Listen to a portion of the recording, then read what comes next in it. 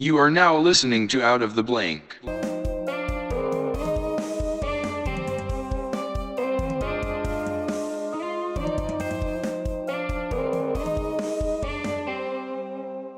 Here's another episode of Out of the Blank podcast. What do you think about that name? Oh, that's awesome. Right. Are you just saying that because I'm asking you? No, it's the whole basis of it is random conversations with wonderful people and sharing their experience. And I wanted to talk to you because, first of all, this was a random drop of the hat, and I even appreciate you agreeing to it. To set the scene for everybody, I randomly roll up to a gas station. Zach gets out of his car. He's right beside me at the pump, and I'm like, "Yo, man, do you want to shoot a podcast?" You're like, sure. And I'm like, all right, let me get your phone number. I didn't even have your phone number in there. But I mean, immediately I was like, dude, if you want that time right now, we can do it right now. Like, I was trying to set it up real quick. I kind of sounded like desperate, like a desperate chick, but I had a lot of thoughts. I didn't really know what was going on, but I was like, I'll do it. yeah, you agreed immediately. You're like, sure. And I was like, can I get your phone number? And like, I was like, I need to get this kid like going. You're like, I got to go to work. And I'm like, okay, well, when you get done, just let me know. And, we can meet at my house or whatever. And, well, here you are. Yeah, here I am. And you were here quick, too. Like a minute, drop of the hat. Live like right around the corner. I didn't even have time to brew up my coffee. But, so I wanted to focus on your whole, what do you do professionally, I guess I would say? Well, ever since I got out of high school, well, I'll start with when I first got out of high school, I went into, because I've always been interested in cars and I guess automotive stuff.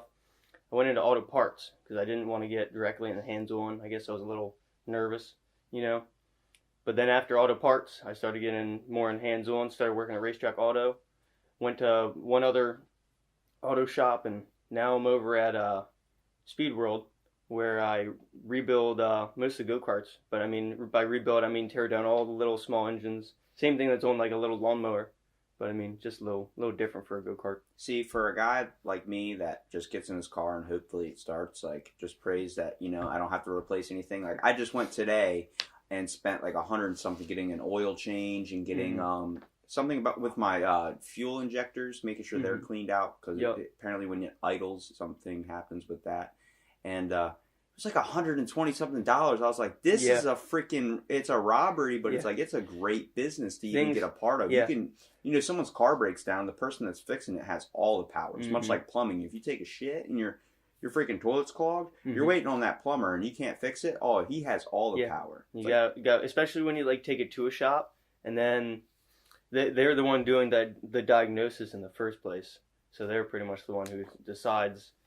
Okay, so working at a car place, can you tell me like the bullshit you guys do that just make people wait? Because you guys are kind of like doctors in a way. You're fixing our cars as in being a doctor, but like, I swear, dude, they tell me my appointment's at 7 o'clock and I get there and next thing you know, it's freaking 9:30 when the doctor walks in the room. He just had me sitting there with my thoughts. Like, I'm going to freaking jump out this window. There's not even a window in there. Yeah. Well, behind the scenes of when I was at Racetrack, so you're in the little waiting room and they have that desk there and you probably can hear all the bunch of different sounds.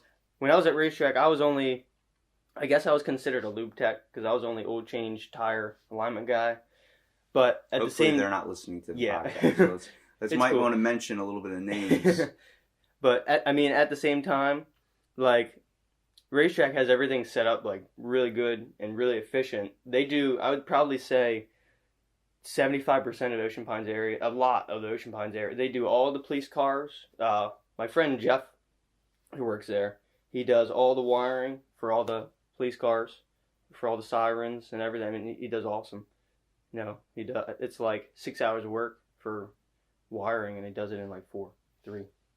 So he's actually like, that place is actually honest when it comes to working on the cars and stuff. Because I feel like, once they shut the garage doors and you don't know what the sounds they're making back there on your car, like someone could just be tossing hammers and tossing wrenches side to side, or making a bunch of noise, making it act like just banging on the side of your car, making it act like they're doing something.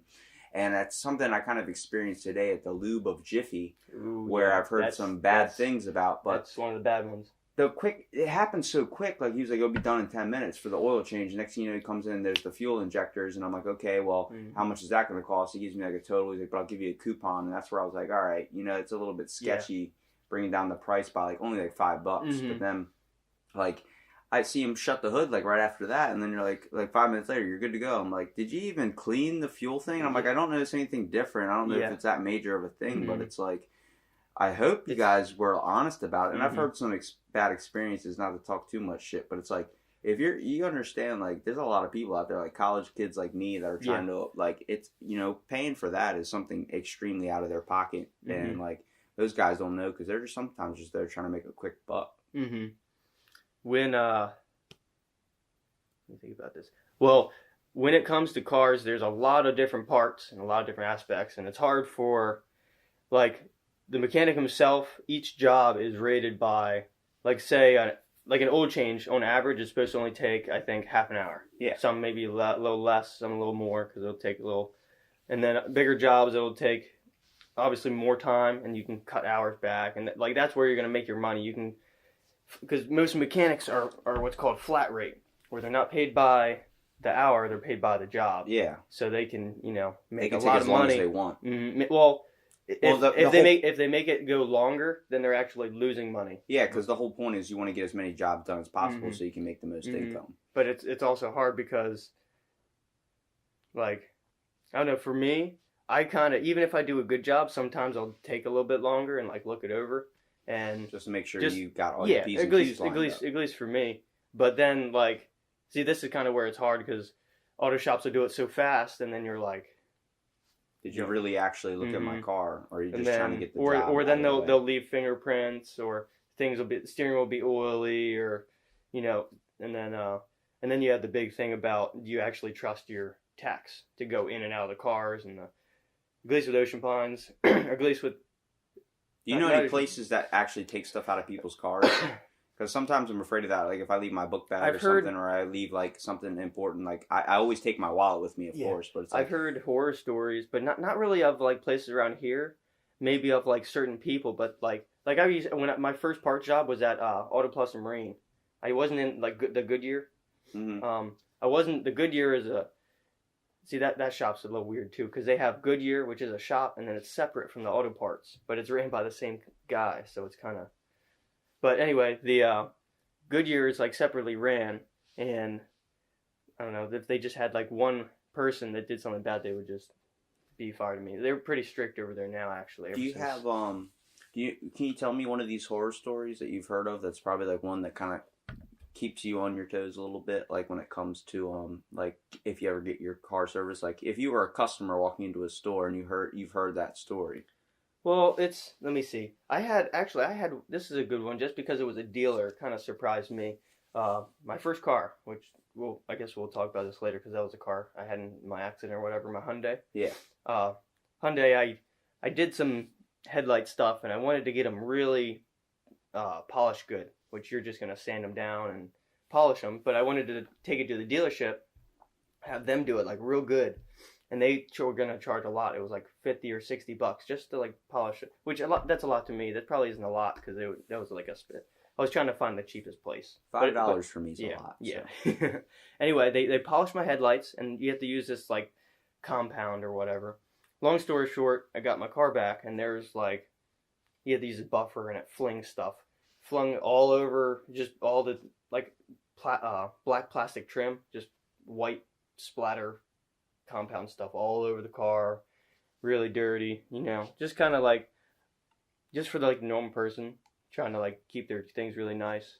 That's, like, the biggest thing for me when you're trying to keep something nice. And the one thing I find is ridiculous when people put those car bras on their cars, like the little black skirt on the front. And I'm like, the little lips. Yeah, but it's like, not the lips, but, like, the little car bra, the thing that covers up, that goes up to where the headlights are. And I'm looking at that, I'm like, that looks freaking ridiculous. And it's like on the best vehicles, it looks so shitty. Like, they'll put on Corvettes. But then you find out what they're actually meant for, is like to protect from rock chips. Rock chips and the bugs. And that's it's like, smart, but it's like, it looks like shit when you're driving it. I feel like that's a controversy kind of thing, because like, you want to protect it to keep it looking nice, but it doesn't look nice because you have the thing on it. See, I'm the type of guy, like, buying a new air freshener for my car is like an upgrade. Like, like, I just use it to get from point A to point B and hope it runs and stuff. But you take it the whole other aspect. You get fascinated with the actual, like, so this is your passion. Like, is building and doing all this stuff with your cars, which leads to my question of how the hell do you manage to keep that much? Like, you have to be constantly learning. It's like an HVAC Actually, trade. you know, it really is because it really helped when I keep going back to racetrack, but being an oil change guy taught me so much because I got in and out of so many different cars, looking at how different things are set, even just looking at how where the oil filters The are. inner systems, you know? Like almost all the Hondas are the same. Toyotas are really simple, you know. Well, I mean, you watch enough porn on your computer, yeah. and then next thing you know, you know how to fix it like a pro. Like the first time you're like, "Can you clean this out for me?" But you start doing that stuff yourself. You're like, "Okay, this is how I fix this problem." Immediately, like you start seeing the inner workings and like clockwork and stuff. I worked on jet skis. I worked at a jet ski rental. Mm-hmm. But when it came like to my first year there, when the jet skis like pumping out all the water that gets dredged, like dredging them out and doing all that stuff. Mm-hmm. Like, I was completely unaware, but then I learned it when it happened to me, and I had to, like, work on other people's jet skis and, like, dredge out the water when the renters would flip it over, which happened a lot. Like, the engine floods, you got to tow it back, learn how to tie knots. Like, so much stuff goes into the process of a machine. I remember I sat down for, like, a whole summer, got really close with, like, the jet ski mechanic. His name's Jesse. He would be in the shop all day, and he'd be like, because he gets paid by the hour, so he just sits in there and just, like, kills time for as much as possible. But, like, he's working on the jet ski, getting them fixed up and stuff, and I'm like, it's just crazy to see all the working parts and pieces. When I go and stick my hand in there, and next thing you know, I'm pulling it out because I just burned myself. Yeah. It's like, obviously, I'm not going to touch that again. You start learning things. Yeah. It's just complicated to see because, like, your mind has to be thinking of so many different things, and then you spend all this like time, days and days, trying to fix it, and you finally fix the problem, and the next thing you know, that wasn't even the problem. Yeah. You end up either creating one, or you end up fixing one that might have happened farther down the road. Yep. What was I gonna say? I mean, most of the time, you're sitting there working on the engine or something, like to a car or to a jet ski, and you're like, I don't have the part for this. Let me see if I can find the part. And then you spend half your time looking in the toolbox for parts. Yeah. And it's like, I look at my toolbox, I'm like, all right, I know this one is the Phillips screwdriver because it's a star, and the other one's a flathead. But it's like, I'm obviously not a car guy. Like, just the inner workings of how, like, machines, first of all, work. There's so many things that can possibly go wrong. And, like I said, not being a very, car guy, basically. It's kind of hard to deal with when something goes wrong, and being afraid that, first of all, someone that's not going to treat your car with the actual care that like it's their own. When you take that, you take the job, first of all, and you're sitting there working, you have to realize that you have to basically look at the car like it's yours. Like, if you really care about like the work you do and what reflects your work, that's what it is. Yeah. As a mechanic, I guess you can say, I really care how the outcome of my work really goes. And I guess the point I'm getting at right now is the point about why I left the automotive quote industry. When I was a tech, I don't know, it's like a constant push. You are the one that makes almost all the money. Not that the big guys don't make money, like big guys as in the flat rate guys. They make a lot of money. But the little guys that are doing all the oil changes, the tires, the alignments, all the jobs that are supposed to take less than an hour, you can make. Because like when I was at racetrack, they had me schedule. I would go in at 8. You would have oil changes. Like on super busy days, you would have oil changes scheduled at 8 o'clock, 9 o'clock, 10 o'clock, 11 o'clock. So your hours must have been crazy. It was 8 to 5. 5 days a week, with every other week working till 2 on Saturday for overtime. Damn. Well, I experienced that too doing jet skis. You're out on the water 12 hours without food and stuff. It's like you end up like you don't even get a break because your break is when it's slow and you don't have rides going out. And they try and switch in and out of their riders, but some days you have someone that calls out sick, and the next thing you know, you're doing every single trip by yourself. It's just killer. Yeah, and it's not only the push to get work out, but it's also the push to what was I gonna say? Get the job done. I guess. Get the job done, and I forgot the point I was gonna get to there. Done, make the money. I forget. Next topic. Don't worry about it. Yeah. Oh well. We'll circle back and put a pin to it. So the main thing is like, your passion here is working on cars. So when you're focused on working on cars, like I said, is there any tips or like kind of jokes that you guys play at a car place where you guys like windshield wiper fluid, like not like that, but blinker fluid? Like there's simple stuff like that. Like you get stupid questions a lot that kind of make you like, what the did you just ask that? If you're going back to especially the Advanced Auto days when I worked at Advanced Auto, going back to those days, at least the Advanced Auto on Route 90, they get so many phone calls. You know, you kind of don't really think about it, but they get so many phone calls for just like those quick ideas you get, like, hey, how much is that? You know, it's all day, just constantly. How much is this wiper blade? You know, I do it now that I don't work there, but have you experienced any scenarios where someone was very, very hostile towards you when it came down to price? Because I feel like sometimes I get read that price and I get yeah. Ugh. I've had there's a good amount of people that go in there and they expect, because they almost expect to be treated a little bit better or to get like lower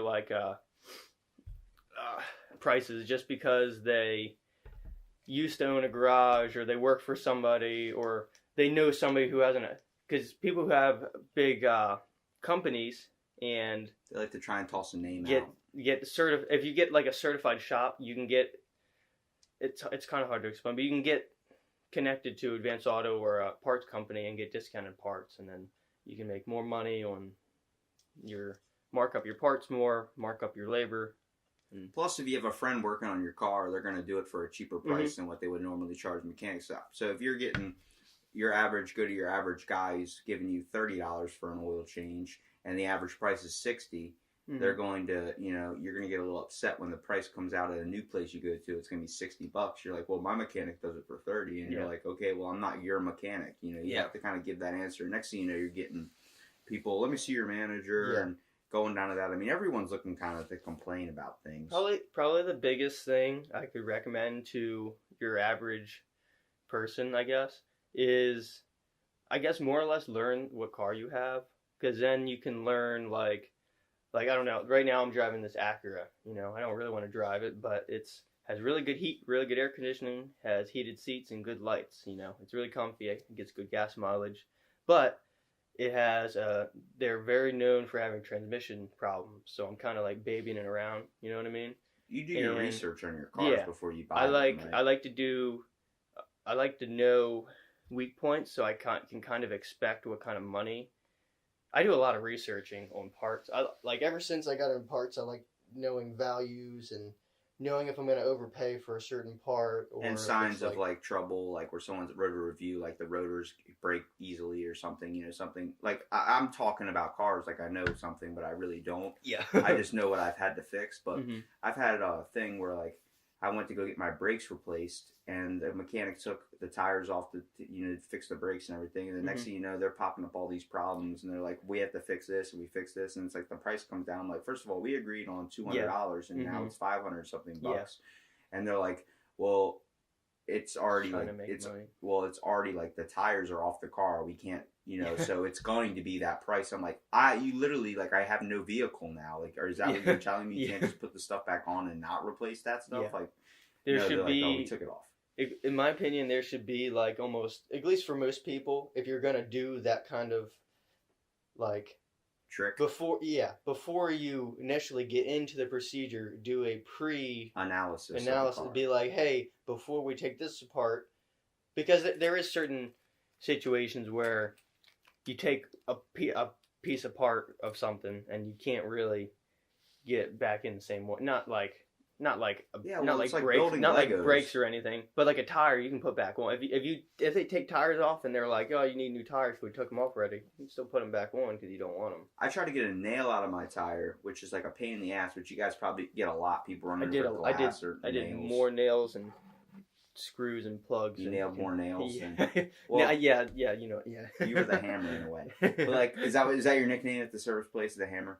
No, but it's when it comes to when they're pulling out the nail and doing all that stuff to patch your tire and everything. I remember the dude I can't patch your tire. You have to get a whole new tire because I accidentally hit the nail a certain way. I was like, it was on the side of the tire. That's a real thing though. I wasn't just getting scammed. There's just certain things you should know, and other thing, kind of like the blanket fluid kind of thing. It's not a Sometimes thing. you can tell but when it's an honest slip up. Like the guy's like, I'm sorry, I fucked up. Yeah. But then there's just certain amount of parts of cars, of like certain systems, and people just don't know what's involved in those systems. Because there's like a brake caliper, a brake rotor, and brake pads. But then, if someone starts making up names, you aren't gonna. I'm trying to think about how to. You're gonna feel comfortable with the guy. Yeah. Yeah. You aren't gonna really trust him as much if he's making up a bunch of stuff, like pretending to just, I don't know. Your rotoflux capacitor needs work. It's like, I heard that in Back to the Future. I don't really know if my car has that. The favorite, when I was at racetrack, my favorite sign that they had out front, it says, ping, $50, pang, $75, knock, $150. Different sounds, cost different prices, but it's kind of true. Well, all right, so what I want to get to is, first of all, we met on a bus. Like, we literally had 1 year where we just rode the bus together. You were great ahead of me, so. But going to, like, stop by your house, your stop was first, and then you get out, and, like. Yeah, everyone remembered my bus stop because it was so long. Yeah, it was the only one on that road. It was like a 15-minute drive down this road. There were some days like we would go all the way down there and you wouldn't be out there, like you'd be sick or something. Everyone would be mad. Everybody on the bus would be like, "Fuck!" Like just like all pissed off because they went all that way, and then even the bus driver was like, "I wish you would just call me," you know, like that type of thing. Remember one time I was sick and I was like tried to be a super nice kid. I was like just wanted to wave to the bus driver because I was sick and I was like, I can't drive, and she stopped and everyone was mad. I was like really little. That was like one of those like really little accidents that I shouldn't have done. It's crazy because, all right, then on your senior year you had a major car accident. Yeah, that was bad. Explain that, how that even transpired. Because all I saw was your pictures of like your nice ass car and like all these things. The next thing I know, you're like, I was in a terrible accident, and I was like, oh my god, like, are you okay? This is going back to like my Hyundai, but it was like it was actually in Ocean City.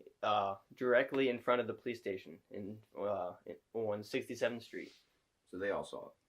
Pretty much, yeah. So you had people on the scene at least immediately when it happened. Yeah, I mean, your car was like done. Like that's it. It was pretty totaled. I rear-ended a taxi, and I'm pretty sure I was doing like 35. I braked, but I definitely didn't have enough time.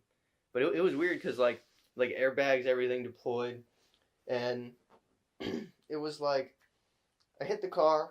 And it was just like, didn't like you would have thought you would have heard metal or something, but it was just like bang, and it was like flash. And I kind of smelled the airbags. I forget what kind of chemical. Yeah, it was a powder. But yeah, and it was like it was that weird smell, and I had this intense ringing in my ears, and it was like super white, and then it like came back. I didn't like I had my seat all the way back, so luckily I don't think I got. Yeah, you're one of those guys. The ones that cruise back. I'm like, you can't even see what you're like looking at. Like you don't know where you're going. You're just hoping nobody's I just in front happened to be that day with the seat back. So, and I think the reason why your car got so messed up was because it's like plastic. I hit a taxi, and it was the taxi's like the hatch was like barely dented. The bumper was a little like dented, but the bumper was plastic, so that was fine. But there was coolant everywhere. They like, it was pretty bad. It was, yeah. And then they towed my car to John's Auto Body, and I think I had like a $500 tow on top of that. Jesus, so how much was the total cost? It was like $5 or $6, I think, and then I had to get it. Now, how much was the total cost, like the whole car accident in general? I think I only got a fine, like a little $150 fine for not obeying like traffic. I guess traffic standards. Yeah, or I guess, just yeah. causing a. It was a ticket for causing an accident. I think. And you just didn't worry about fixing the car. You were just like. Well, at that point, actually, that car. Because I thought you tried to rebuild it or do something with that. At first I was thinking about it, but I'm pretty sure the part of the front, like maybe the main structural support of the car, maybe part of the frame was bent.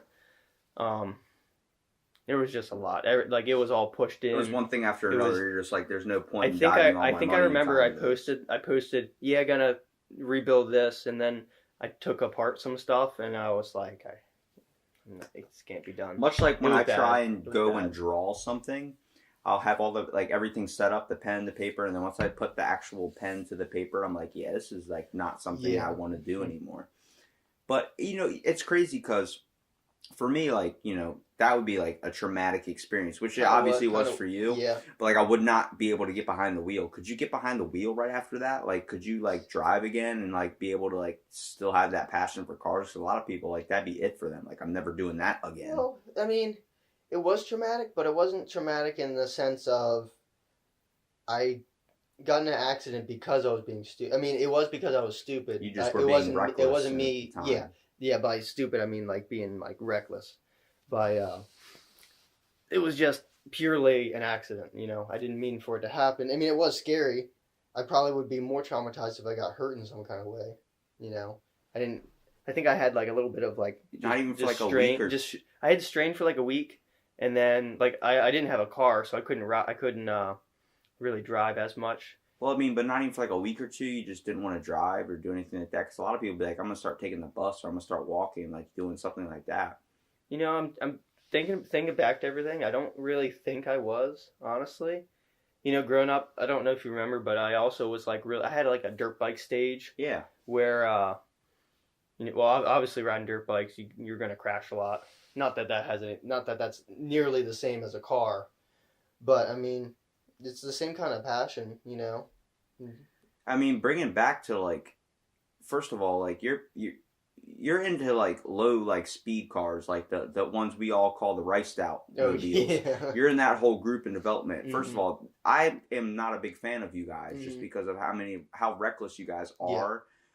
Some of you guys are very considerate when it comes to that, but a lot of, I mean, you guys are my age basically, and you're like drinking, doing all this type of stuff, and like you're just not really giving a crap. You're kind of being reckless on the streets, and there's a lot of accidents that happen.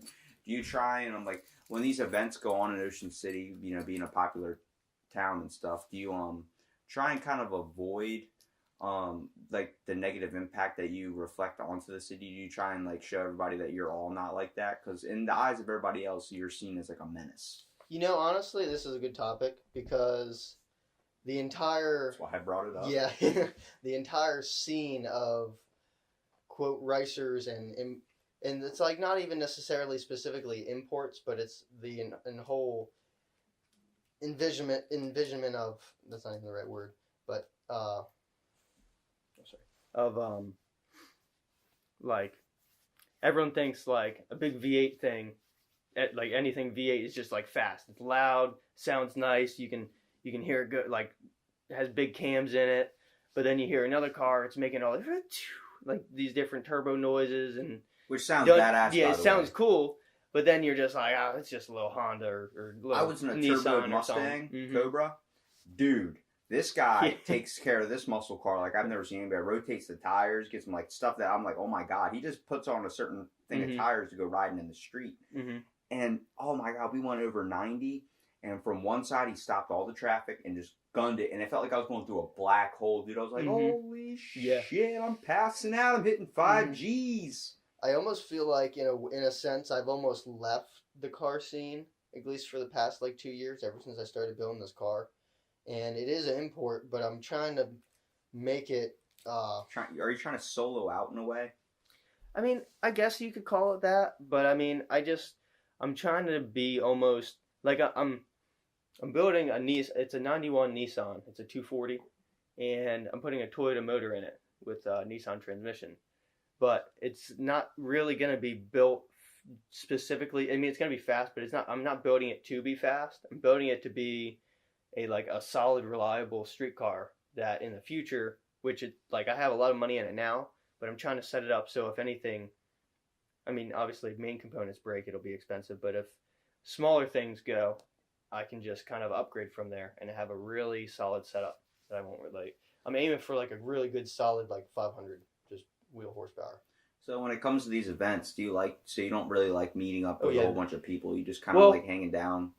Honestly, in my opinion, the events are it's a whose dick is bigger. Yeah, I don't take my personal car into town because I don't feel like getting any tickets, and I live here, so it's not really worth it for me to get any tickets. You know, I already have what I have, and Plus, I can you go get in, admired on the street by just people. I can go to town anytime I want, and Yeah, these kids are just down here because it's only the only time they can be down here for that. I do it. I go to these events specifically to. I'll park my car in the back on the side, and then I'll go over and watch everyone else get their tickets. You know. So you like And seeing then everybody get ticketed. That's funny. I mean, I don't really. I mean, it's entertaining, but you know, I try not to like.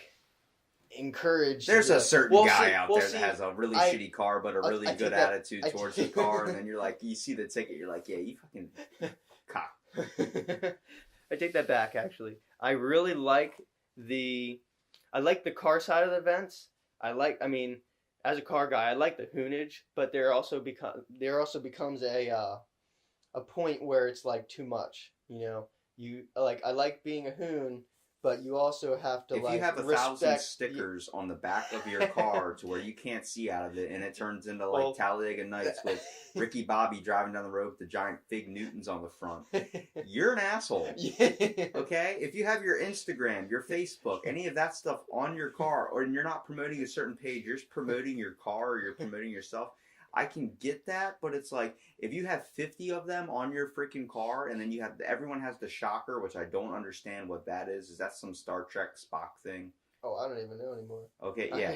So it's like, when it comes to that, it's like, okay. It's like, having 1 or 2 stickers, I understand on your car, especially like, you know, I have my school on my car or something like that, or I have my podcast name on my car. Yeah. But that's just to get it out there. It's not, you know, these guys are like, you know, call me this, bang, bang, and then it's like shit goes vroom. And then they have what's with the drift charm? Oh my God. Boy. Some of them are ridiculous. I mean, I know rednecks hanging out with the tractor nuts, but what's with the drift charm? You know, there's no way that actually helps you when you drift.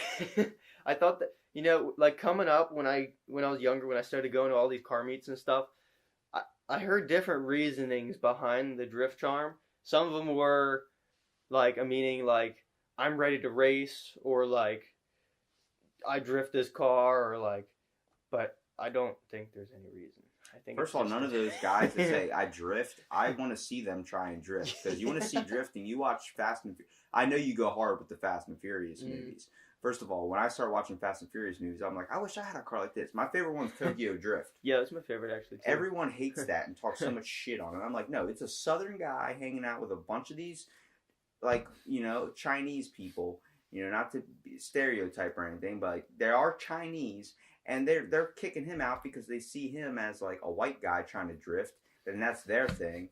Okay, this guy was drifting. He was like e-braking. I'm like, first of all, when it comes to e-brake, I was with my uncle one time. We're going like 50 miles an hour in a parking garage, and he's e-braking all the way things, and I'm just like, oh my God, like slamming my head up against the window, not bracing, and then like, I actually got these. Because my car it's gonna be a street car, but it's gonna be a street drift car. Eventually, I want to put like a full roll cage inside of it. Still keep it like street legal. Do you honestly think you're gonna roll though? Oh no, but I mean it helps with structure.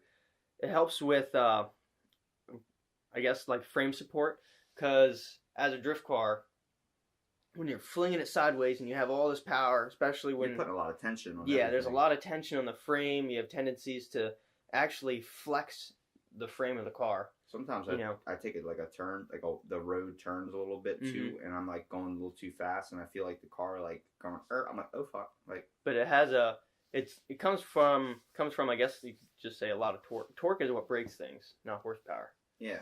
Well, I mean, it's like, what is it, Newton or Isaac, whatever. Isaac Newton, I'm pretty sure is the same person.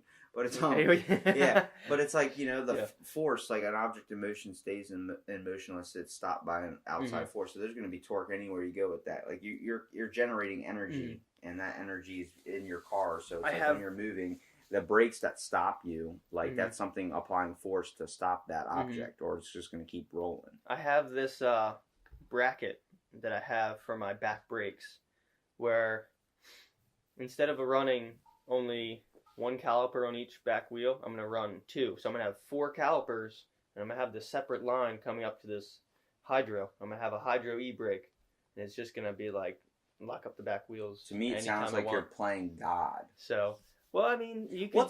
The fascination, first of all, that we developed this machine.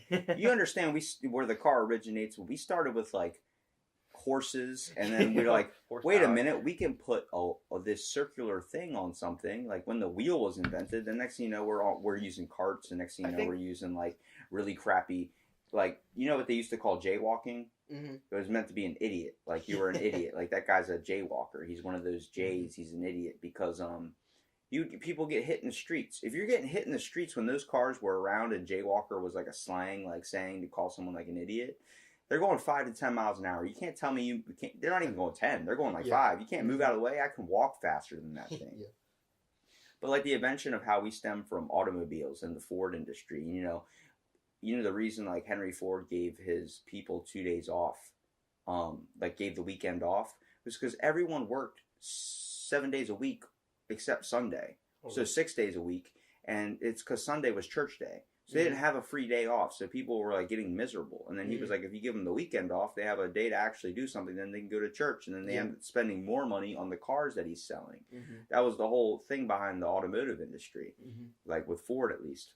Yeah. But like, I believe cars, I mean, they're really nice to see, and it's cool to see like with the new Tesla and like all the like innovations that they're going with that. But do you prefer a classic car, man? Because I prefer a nice old muscle-like car, man. I'm telling you, my dream car is a 1969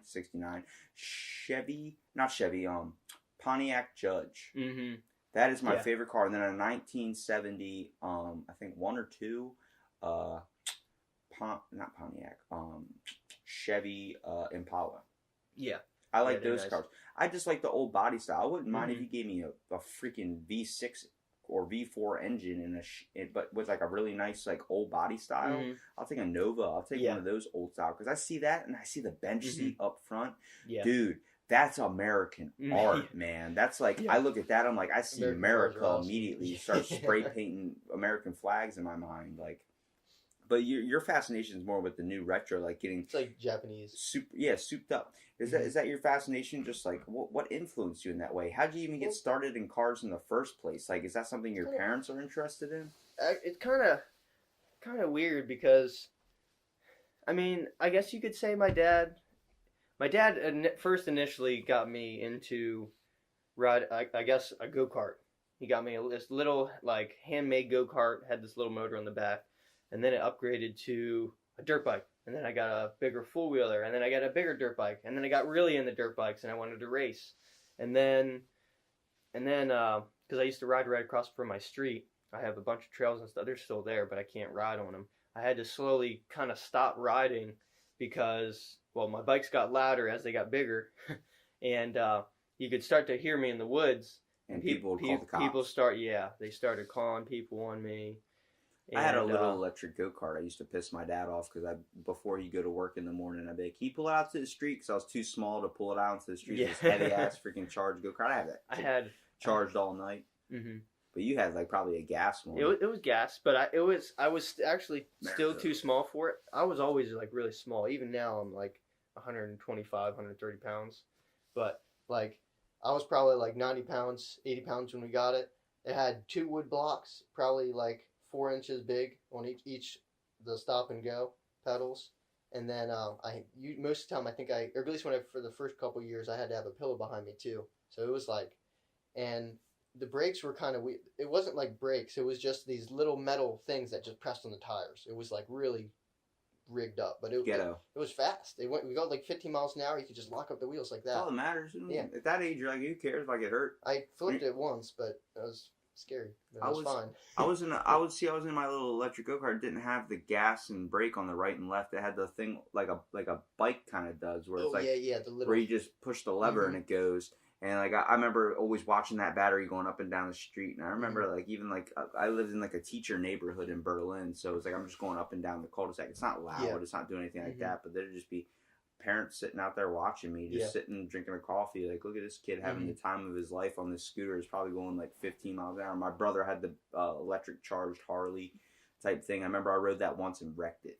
I asked so many times to ride it, and after months and months, they were finally let me ride it. And then what happens is with a bike, like a chopper, or if you're Mhm. riding like a certain thing like that, if you lean too much, It like the brake can hit the freaking ground. Yeah, the And low drag. he had the brake where you put your feet, and sometimes like if you're riding like a really like a low riding chopper, like a regular bicycle, and you're pedaling, if your foot goes a certain way, it can hit the ground, and then the pedal takes it under. Yeah. Oh my god, it's like getting hit in the back of breaking the your heel ankle. with a shopping cart. See, my uncle makes choppers, so like that's he would cool. customize these bikes, but he'd make them insanely low to where like the pedal would just tap the ground, and like they're badass. Cool. But it's like I remember the first time it's almost like driving a low car. It's like you have to drive a certain way. Yeah. Otherwise, you're gonna hurt something. Yeah, that's the or one yourself. thing that also gets me when I have to wait 15 minutes for you assholes to get up a damn speed bump. My car can't go up that. I'm like, it's the fucking street. Like.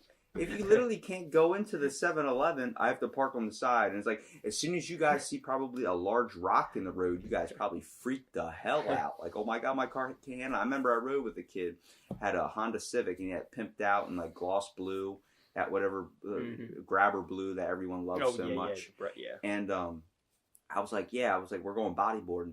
He had to strap his surfboard to the top of the truck. Like, nothing fit in there. I was like, what the fuck? I would have drove shit. This was during the time. Do you remember I had that? I had a black Subaru for a while. Yeah. I had right when I moved out. I moved out of my house for a year with some friends in Ocean Pines. I moved south Ocean Pines. Much like everybody does. And they end up moving back because they're like, I moved out way too quick. Yep. Yeah, that was exactly what happened. But right around the time, right before I left, I had my Subaru and I got a '73 Mercedes. I only had it for like not even 2 months. That's that mechanic money. But the front of it was on airbags, and the back was on insanely cut springs. Like it was like insane. Like it was so low. You know how Ocean Pines, like the roads are like curved. It was so low. If you drove in the middle, it would scrape. Even with the front airbags all the way up, which I didn't want to film up too much because then like is it lower than that Little John song? Bro, it was like literally like what's the aesthetic? An inch. What's the aesthetic appeal of that? I mean, I get that it looks cool, but like, what's the function? You can't go up speed bumps. You can't go on a bumpy road. Exactly why I sold it. You hit a pothole, you're fucked. Dude, I'm in my car, even if I'm in a truck. I don't mean to interrupt you, but I gotta get this out. If I'm in like a truck or something and I hit a big ass pothole, my first thing comes to my mind. Imagine if one of those riced out cars came to this. You're not going on that road. You're going like a different way. I remember I got all the way to Assateague with my buddy in his Honda Civic. He can't go over this certain like bump that they have or something, like because there's speed bumps all down there. Oh, I guess we're going to turn back or go to Ocean City or something. I'm like, we just drove 35 minutes to go all the way out here. Now we have to go 35 minutes back and then 10 minutes to the other side of the thing. I'm like, really? Like, there's no point. You just don't want to do it anymore. I think it's more of like an appearance kind of deal, at least with it as being, well, people say like the lower you are, the more. The lower you are, what? I don't even know. Everyone just keeps saying. Everyone's like, the closer to the ground they just say it's like the more speed bumps you can't go over, the less of the world. I sold that car specifically to buy a drift car because I wanted to be able to enjoy driving the car, and I got the car on coilovers, which makes it pretty low, but I had it raised up like the entire. Well, it's still. I haven't even lowered it. Still, I still have it raised all the way up, so I don't have to deal with bumps. I can still drive it how I want. I mean, it doesn't mean I can just like fly up in the parking lots, but I mean, I can still not scrape on most curbs. I think it's like dropping it low to a certain point. Like it's not a strip club. You don't want to drop it all the way low, but you want to drop it low enough to where you're going to be able to make some money out of it. Like you still want to have the function of the car. And like, I don't know, when I see those guys, I'm like, you understand? Like we try and put all these state troopers out there and all this stuff to block all these kids from coming down, like put roadblocks or certain things up, like speed blocks and all this stuff. I'm like, first of all, if you really want to stop all of them, just raise the road one part of it a little bit. They're all fucking stopping. You see a line of them, like, well, guess we're not going here this time. What do you think about the sideways camber wheels? The camber wheels, where they're all like look like they're about to like break. They're all like, they're all sideways. That's what my car looks like after I actually had my tire pop on me when I was going 65 down the road. The whole rotor was out like that, and the guy's like, nice stance. I was like, my car's fucked. Like, what do you need? Nice stance. They're not cambered wheels? No! You look, there's no tire, there's no rubber on the thing. It'd be like that sometimes. Half my car is dragged down. It's like, you have these cambered wheels. I look at it, I'm like, it looks kind of cool, but at the same time, it scares the shit out of me. Like, if you sit too hard in the middle of the car, it's going to like... I think the best thing about driving a low car, like, I mean, most of my cars weren't ever like I mean, the Mercedes was ridiculous, but other than that, most of my cars were normal. But the best thing about driving even something modified is just getting the different kinds of crazy looks from like different people. And then like with this area, my favorite kind of people is the truck guys, because they all like think they have the most badass truck. And then they just, Redneck like, Row was a thing at our school. All the big ass trucks parked at a certain line, and then they wouldn't let anybody in. I know, because there was one parking spot. We're saving this for my buddy. I'm like, dude, I am not walking from McDonald's all the way over here because I have to park over there because there's no parking over here. And he's like, this is Redneck Row, bro. You don't belong here. I'm like, what the hell is this? Yeah, what is this? But I mean, where I make fun of the H2OI and all that stuff. I do it out of fun. Yeah. Only because I understand what it's like to get really into something, really into a hobby. And I'm not going to knock, like, if that is actually your thing and you actually really enjoy that. But I don't like the people that, like, if they wreck their car, then they go and be like, well, it's my mom's money and my mom's going to buy me another one. It's like, there are certain people, like, that put their heart, sweat, tears, everything into it and spend all their money, every single paycheck towards their car and build this really nice thing, and then an accident happens. Like, you just crashed your Lexus into this dude's Honda or like something that's not the main brand, like expensive type car, but something you put so much money into where it's worth more than their stock piece of shit. And it's like, they're just like, oh, my mom will buy me another one. You're sitting there like, I'm completely fucked. Yeah. This is my life and it's gone. And like, you don't understand the aspect of that. And I'm like, I look at these people with these beautiful cars and I'm like, there's a certain extent you have to take it where you can tell someone's character by the car they drive. That's a thing. You can tell a lot by the person by the car they drive. Yeah. And like, when you look at someone who's honest, loyal, and all this type of stuff, and a hardworking person to get out of a car, the way he treats his car when he parks it, not just like slams the door and like just, acts like he's all badass and stuff, but the type that like knows his car can fuck you up and at the same time doesn't go and flaunt it. Yeah. I really do believe that a car, I really do believe a car says a lot about a person and their personality. That's why I keep it clean. I mean, I try and keep my car as clean as possible. Just like I keep a Walmart bag or something on the floor just to throw my trash in, and it starts getting full, I just pull it out. Yeah. I make sure if I'm having a passenger in there, I'm not going to have bottles and stuff all over the floor where they can't put their feet in. I really hate getting in somebody's car and there's McDonald's trash everywhere. I'm like, dude, what the hell? Like, seriously, there's people that look like they're living out of their car. I'm like, well, you have shirts, half your laundry basket back there? Well, I'm busy, bro. It's like, but you have this... The outside of your car is a nice-ass Mustang, and you're sitting, I'm riding in the inside, like, okay, what happens if you pick up a girl? Yeah. Oh, sorry, you can't get in my car. Let me go to the car wash real quick and clean it out, and then you can get in. It's like, I don't want to see your Wawa freaking morning biscuit, trash in there. I get it if you're busy, but it's like, if you're going to go around trying to pick up chicks and then have a messy interior, that's what they're going to look at. Like, what's this guy's house look like? What's this guy's life look like? Is it this much of a mess? It's also kind of like why I got a second car, because even if you have a car that's totally loyal to you, like it never breaks down, you always treat it nice, you're going to still have a hard time if you drive it every day. You're going to have a hard time keeping it clean, and if you're going to have a hard time, but you're not going to treat it like a dumpster. Yeah.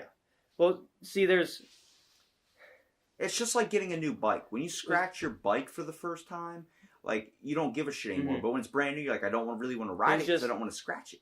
Yeah, but there's so much sometimes there's so much between maintenance on the actual, like, the engine and whatever service that you're supposed to do, and the combination of, well, just the combination of the mileage and the service that you have to do to the car and the... I have no idea where you're going. I don't know, with this dude, at either. all. I'm just... I had a topic. Well, you gotta... What I want to get to is, like when you're checking your car and it reflects you as a person.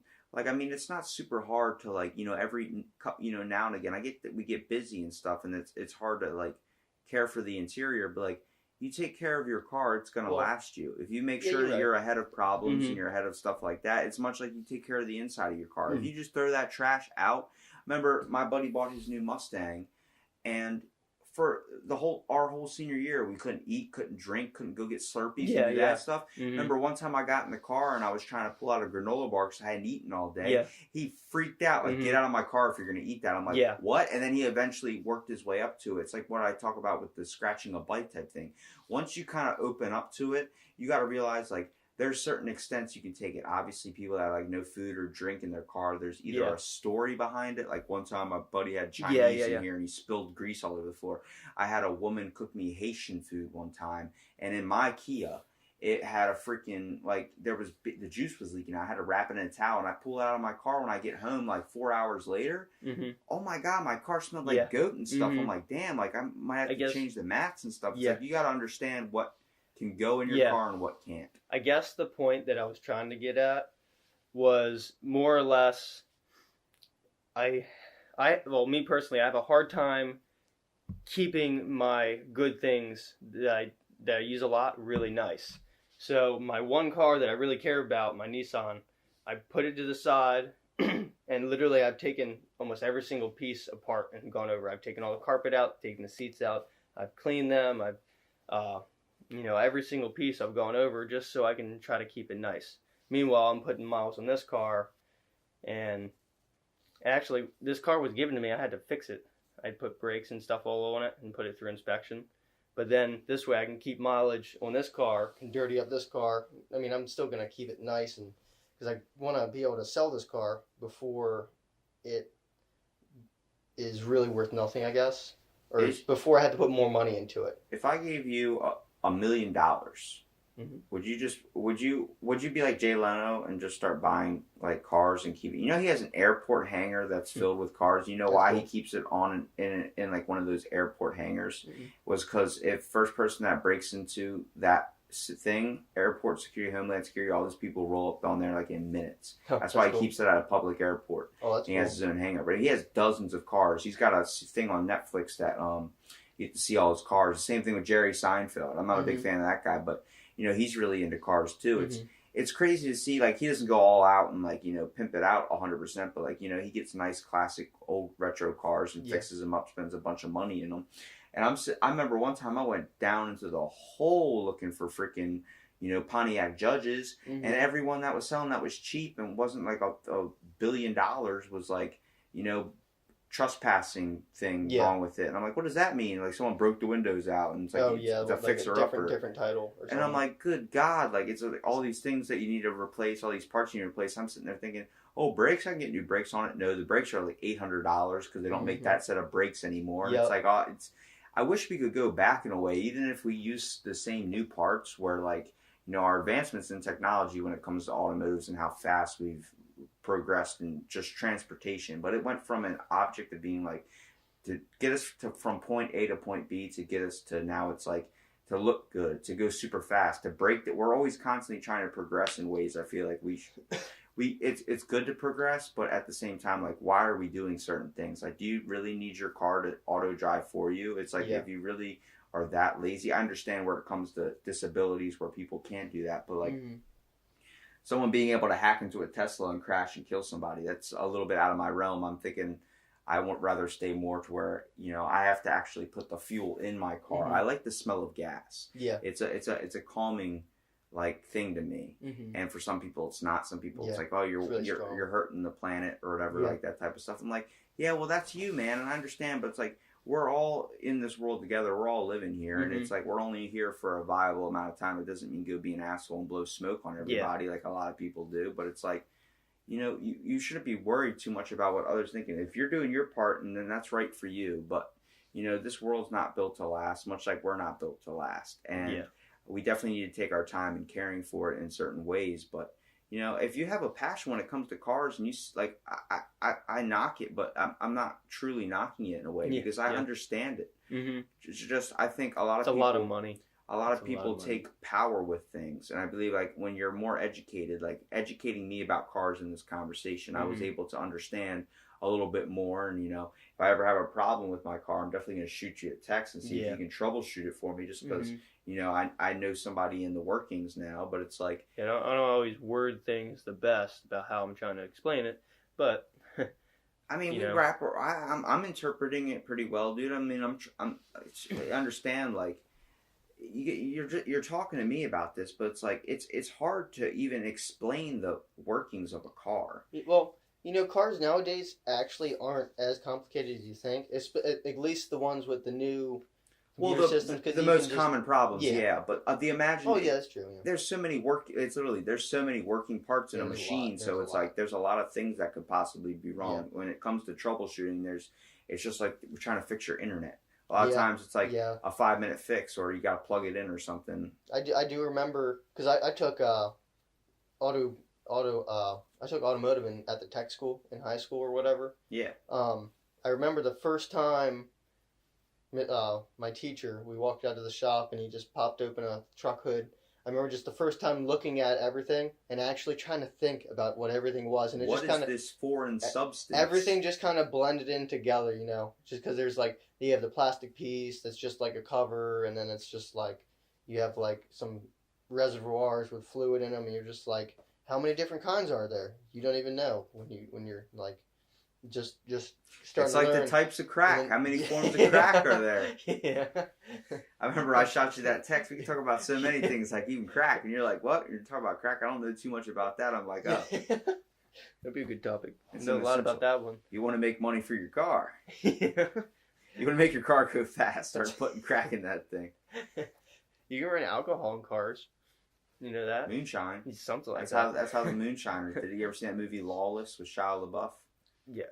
They run out of fuel and he pours moonshine into the engine. And next thing you know, it starts running. That's pure alcohol. So that's it's awesome. like, it's a cool thing because it's like our advancements in technology and how innovative people are and the new ideas it keeps coming up. It's like, what are they going to do next? You know the Tesla dances? Mm-hmm. If you type in a certain code or a certain phrase, the door the Tesla, thing, that's ridiculous, man. But it's I've like, seen that. it's cool to see like where someone's taking technology in a beautiful way. I definitely think we need to take a step back. Like everything's kind of being thrown back. And I believe they need to bring back some old classic cars because at some point they did fuck up where it was like, whoa, whoa, whoa, whoa, whoa. This is what the Nova looks like now. Have you seen the new Toyota Supra that was released? No. It was They just brought it back. It was I think the United States got the Toyota Supra from, I can't remember what year, but they had a 4th generation of it, which is like the biggest year, which is also is. Long story short, the engine that I'm building at my house is out of a Toyota Supra. But they released a new Toyota Supra, but it's a joint between Toyota and BMW, and it's mostly a BMW car that they just released. But they tried to like make it the same. It's like the same because it's a 6-cylinder turbo engine, but it's not designed by Toyota. Well, it's like when they're trying to change the image to look to a different audience type way. Yeah. And it's like when you look at a Mustang, my first thing that comes to my mind is a nice old classic muscle car style body, which I'm fascinated with. I'm more fascinated with the old style muscle cars where you're where the market is. You're more new age. But I think that's also with your upbringings too. Like if you're around your parents and you're around a lot of these fast cars and you enjoy going fast, you're going to be attracted to more of the fast cars. Yeah. The same thing if you're you grow up watching NASCAR, you're going to enjoy the aesthetic appeal of NASCAR cars. And it's like if you're raised by your grandparents who had a more, I guess, passion for a more classical car the way America used to build stuff. It's like back in the day, things were built better because, I mean, they weren't built better, but they were stronger because they were made out of stronger material. And then we realized, like, if you cut all this out and use this form, it's cheaper. It's easier manufactured. We can make more of this product. It's all kind of about money, but the same way it's lighter, it's faster. And, we also have an obsession with speed. Yeah. Like those cars that everything's starting to look more like a race car now, like stuff that you see in NASCAR and stuff. And those cars are going like 200 miles an hour and like constantly like so much that they have to change their tires every couple of laps because they're literally burning down the tread so fast because they're going so quick around those turns. And it's like it's cool to see how innovative people can get and how deep down, someone can go in a rabbit hole of a hobby when it comes to a passion. Whenever I think of maintenance, my mind stems back to ancient like Greece legends, like Daedalus, and Hephaestus, the god of foraging and all that stuff. I think of blacksmithing, like that whole inner workings where he created a mechanical owl that had all these workings. He was like, he was the god of basically like creation. So like when he created these inner workings and all these machines and stuff, it's just crazy to see all those cogs turning, just like how our brains work in a way.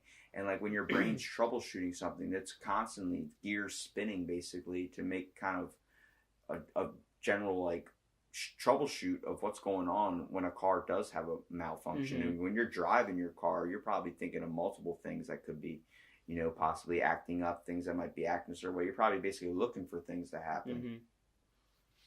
There is, bringing up the topic about Speed World with all the go-karts, just to bring up paint, I guess, with them, because we've been doing some stuff with restoring some of them. Most of those bodies are like fiberglass, so we'll sand those bodies, and we've been clear coating them.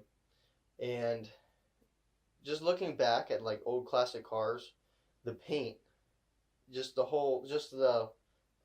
don't know what the right word is, but just how the cars are built and just the aesthetics, the aesthetics, I guess, of the entire car. But see, you look back at it and they say that's really bad on gas mileage, and then they change to everything. But it looks fucking awesome. But it looks awesome. And I don't care if I have to spend $80 just to drive down the street. If my car's badass, I'll sit in the driveway if I'm broke. I don't care. First of all, I just want the bench seat because I think that is amazing. First of all, being able to like slide over to the passenger side and not be hit with the freaking whatever you want to call it. I can't even think of the name. The emergency brake jabbed me in the side. The thing. Not only the whole like just being lazy and the fact that I can open up my passenger door just sliding across the bench seat, but having 3 people up front, and then also that's a car for making some sweet passionate love.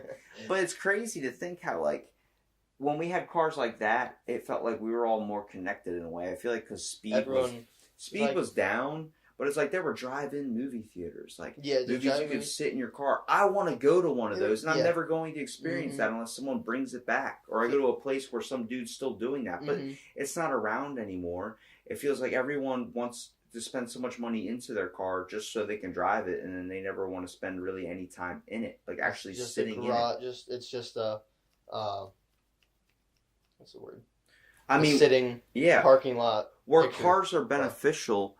in the fact that like it gets us from point A to point B. They're also formative moments it's fun to in drive. Relationship. Like that's the best time sometimes you're driving 3 o'clock in the morning from like a concert or something, and you're hearing the dun dun dun dun dun dun dun dun of the roads. Yeah. And it's just you and your buddy in silence. You just kind of look at each other and no one wants to say a word because they don't want to ruin this perfect, beautiful moment. It's like that is like stuff like that you get with cars where like people don't even enjoy that aspect of it. It's kind of like partially why, like when I had my Subaru and I had this whole phase of wanting to have a loud car. I mean, not even being fast. I just wanted to make it loud, just to be... Tear up the neighborhood. Be something, I had a neighbor that used to have an 18-wheeler and he used to start it up at 3 o'clock in the morning and go to work. Goddamn. Dude, I want to kill that man. But it's like... It was like just in general, it was so loud. And then once I moved out, Ocean Pines, coming home I got pulled over I think 4 or 5 times just for exhaust. But being me, I never got fines because I guess I was nice. Let my roommate drive it. He got like a $150 fine. But I'm past wanting to have something loud and obnoxious. I ended up. Well, my Nissan, I put a whole new exhaust system on it, and it has this really quiet muffler, and it's just nice hearing, because it used to be really loud too, but making it loud and then quiet, it's nice because you can actually understand the car more. You can feel where things are going. Or a true car guy is going to hear it and understand it. You can, It's all about, I guess, that feeling. That's what what you do when you test drive cars. You feel. Riding with my buddy and his brother owned that Mustang, the one that had the turbo and everything in it. Like he knew, he could tell. You had to wear earplugs in his car. like it's that loud, and Yeah. it wasn't his exhaust. It was his engine was so Yeah. powerful, Mm-hmm. and like he can only drive it at that certain time in an event when we had in Ocean Yeah. City. He couldn't drive it. Like he had to get it towed everywhere, Mm-hmm. get it U-hauled, and Yeah. like I'm like, damn, like the point of you're not even driving your car anymore. But like when you did, like, he started that thing up. All the neighbors It's were just- like, motherfucker. It's just certain ways you have it set up, I guess. I mean, He had to wear earplugs. yeah. And he had to ride with the windows down because of the Well, that's the fumes. best feeling. Oh, with fumes, yeah. Like you couldn't breathe in that car, basically. And I'm like, good God, you're gonna pass yourself out while driving. He's like, yeah. When I drive long distances, I got to make sure I stop and get out of the car for a little bit. I'm like, good God, man, what's the point of the car anymore? Oh my God. Well, my car isn't gonna have air conditioning, but I mean, it didn't have that before, so I don't really care.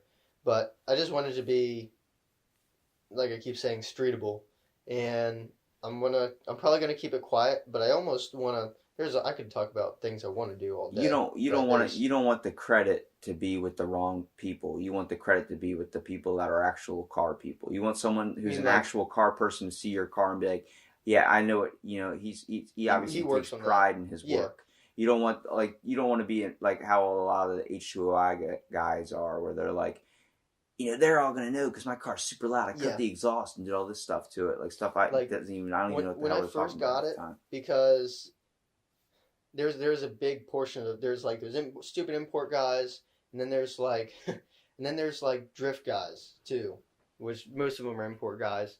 I feel like I'm in high school with all the social. It's like a different. Yeah, it's weird. It's like a different group of people. Most of them are rear-wheel drive, but they enjoy driving their. I mean, not the Honda guys or front-wheel drive guys don't enjoy driving their car, but we'll have drifting events. There's some up in Dover, not very much in Maryland, but it's like a different style of driving, and it's not even necessarily to be fast, and it's not to.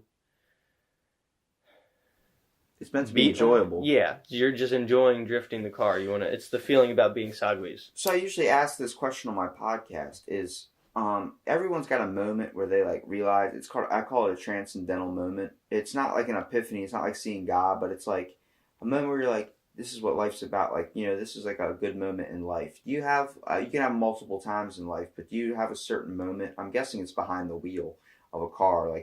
I've had one where I'm driving and I see the sun, the orange glow peeking through the back windshield and something like that, and just hitting the rear view mirror and seeing that, and you're just like, damn, and you're just enjoying it. You're just like, this is nice. Yeah, when a car can take you to point A to B, like I said, but you get to see some beautiful things with that, mm-hmm. and it's like when you get to be just driving down the road and be like, holy shit, and just stop and then get out of the car and just kind of enjoy where first of all this car takes you, where you're like, I don't have a GPS, I don't know where the hell I am, but I'm loving it.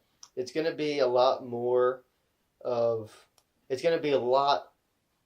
different feelings, a lot of different better feelings, I guess you could say, once I finish this car, because not only is it gonna be like, yeah, I got this car to drive 3 hours away, it's gonna be, I built this car to drive 3 hours away. You know what I mean? Yeah. Because, when I first bought it, it was already had a bunch of stuff done, but... Well, much like when a painter paints a piece of art or something, they took the time to do that. I fucking did that. Mm-hmm. Now, I didn't pay for it, and then it popped up there. I made that work.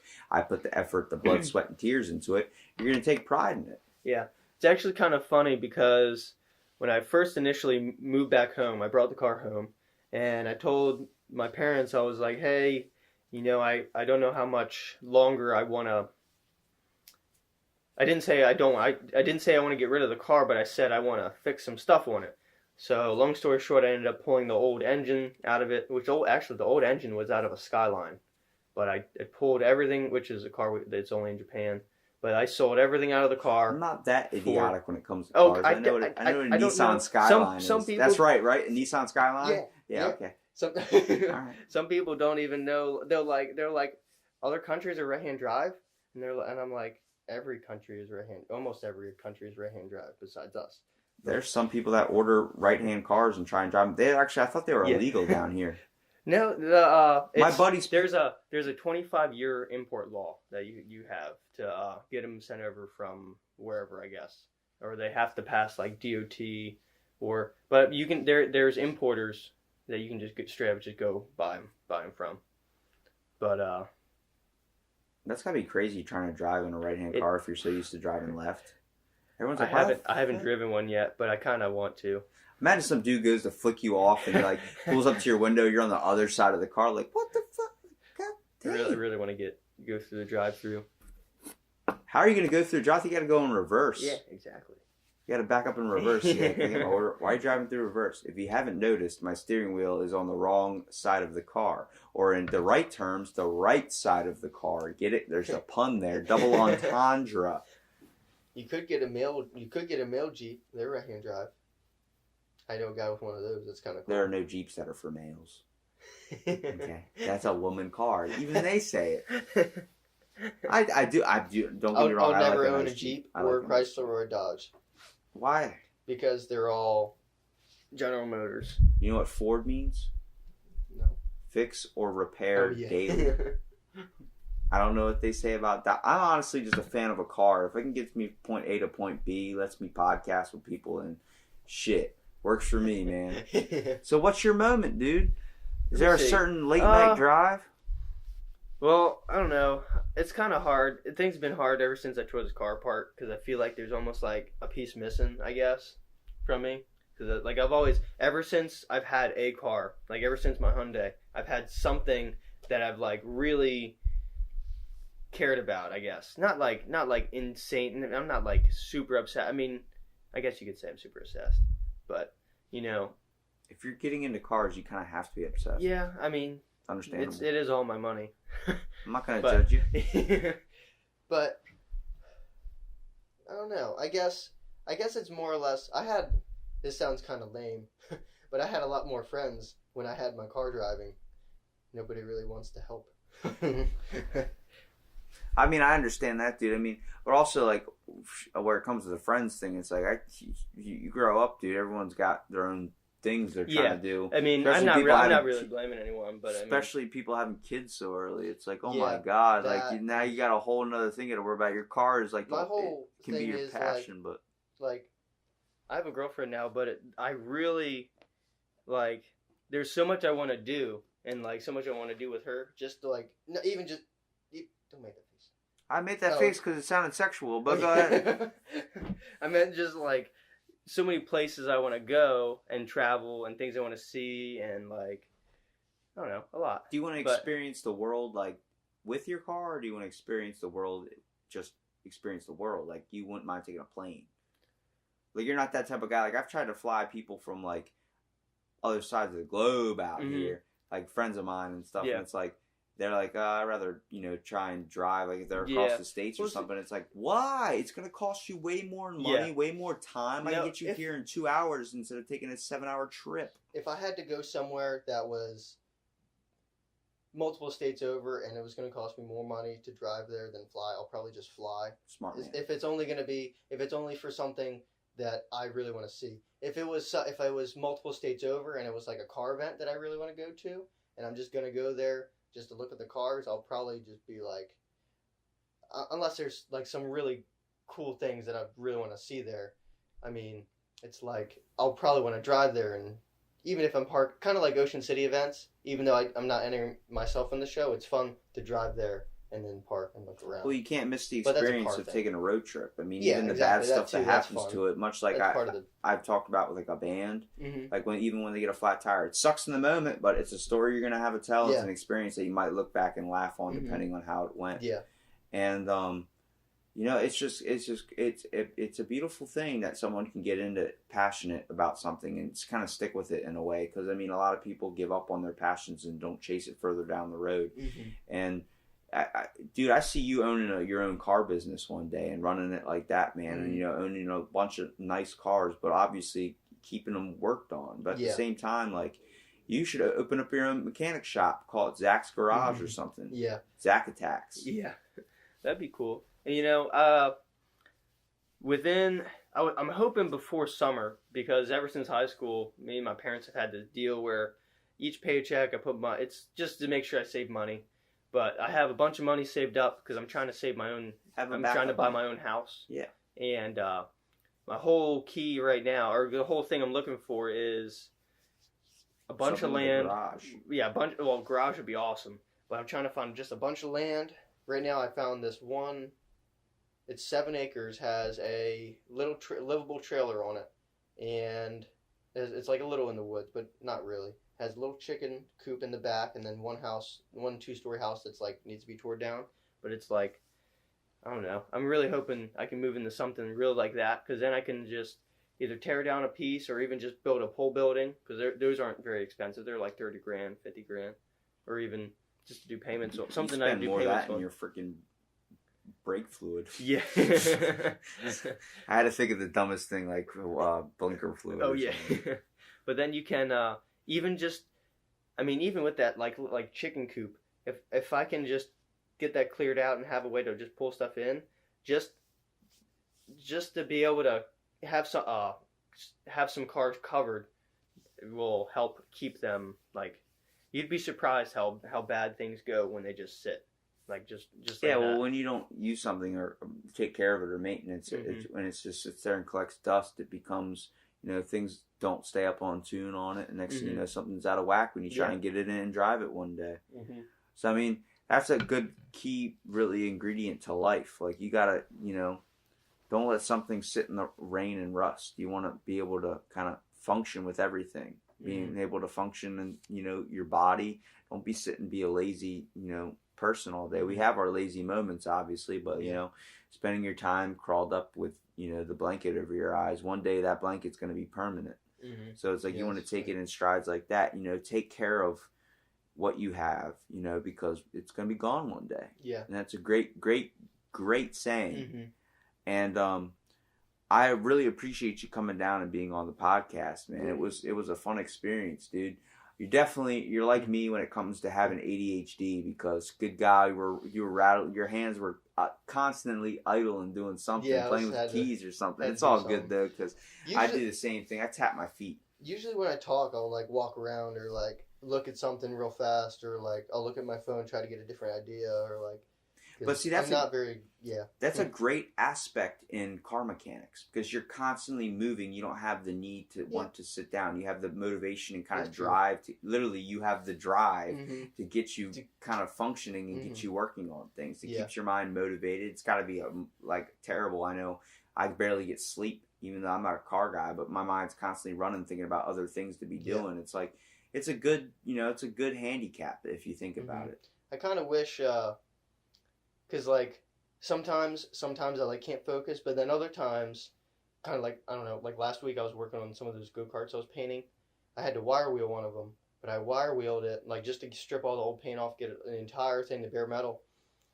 Probably did it for like 3.5, 4 hours just sitting there, But I was like completely focused. I was like in the zone. That shit's fucking tedious, man. But Jesus. But it's like sometimes you can just really get into it and you can focus, and when you're in the mindset of like, all right, I'm comfortable, I'm making money right now, I'm on the clock, and you're just kind of hanging out and having fun making something, building a go-kart, something fun, not nearly as stressful as a car that you have to worry about, like do a tire plug. Oh, they're going home to Virginia 5-6 hours away. I hope they're okay, because they had that one tire, just the little things in the back of your head, not as stressful as being in automotive. I don't know how the hell you get sleep with that. Yeah, it's hard. Jesus, man. Yeah, it was hard when you... Comparing your Netflix to my Netflix, I just had this random thought, but comparing your Netflix to my Netflix, you're probably like Top Gear, all that type of stuff, and mine's like comedy show, murder, comedy show, documentary. It's like, whoa. I've been mixing it up. I'm kind of glad I have I really appreciate my girlfriend now. She does a lot for me. You should probably get your mind out of the car thing a little bit. It helps a lot actually, because I'm not. Do you try and educate her more? Do you feel like is she educated on it? Is she a car person too? She doesn't have her license yet, which is kind of upsetting, but it's okay. That's weird. Yeah, well, she's 19. But that's still fucking weird. When I got that stuff when I immediately could get my license because I wanted to be out of the house. Yeah, there's a lot of people like that. But she really, like I'll explain like all this stuff I'm doing, like even like the little things. I'll just tell her like stuff she probably won't know, but I'll tell her anyway because If she fails her driver's test, well, that's your fault. yeah. I'm probably gonna like teach her and have her drive my car a few times. But Yeah. her mom's letting her drive too. But I'm probably going to I forgot again.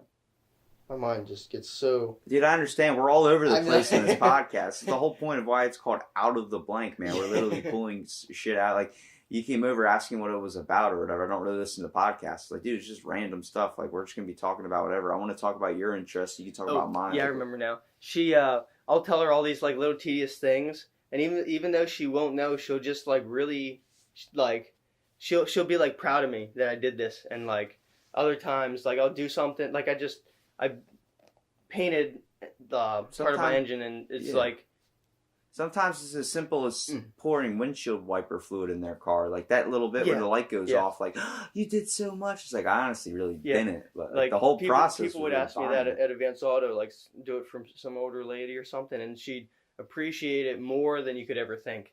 And then she'll give you like a $20 tip, and you're just like, wow. There's no better feeling than having the only lights on your dashboard are the headlights things. Mm-hmm. But then you see the light pop up and you're just like, so it's like the worst pain in the gut feeling. And you're like, I hope that goes off just because it's cold out. You know what I mean? I hope it was just because it's raining. Well, like I said, I appreciate you being on the podcast and really coming out. And first of all, taking the time at the drop of a hat, literally. Mm-hmm. At the drop of a drift charm, I would say. But I appreciate it, and I hope it was a fun experience. You definitely educated me more on cars. And cool. Like I said, I'm definitely going to shoot you a text if my car's acting up, which you probably get a text tomorrow morning. But like I said, I appreciate you having me on the podcast, and get you on again soon, man. Dude,